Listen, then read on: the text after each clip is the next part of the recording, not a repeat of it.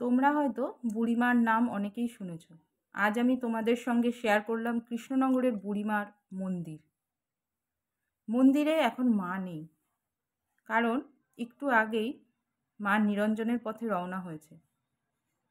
এখন মন্দিরের ভেতরে বুড়িমার সেই ছবি তোমরা দেখতে পাচ্ছ।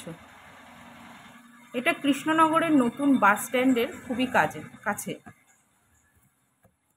সামনেই দেখা যাচ্ছে বুড়িমাকে নিরঞ্জন করতে নিয়ে যাচ্ছে বুড়িমার ভক্তবৃন্দরা।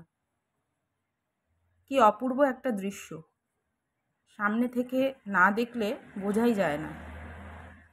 সবার শেষে বুড়িমাকে নিরঞ্জন করা হয়। মানুষের যা ভিড়, তাতে বুড়িমার কাছে পৌঁছানোটা খুবই কষ্টকর। যতটা পারলাম তোমাদের কাছে সামনে বুড়িমার নিরঞ্জন তুলে ধরলাম। কেমন লাগলো আমাকে লাইক, শেয়ার এবং কমেন্টের মাধ্যমে জানিও।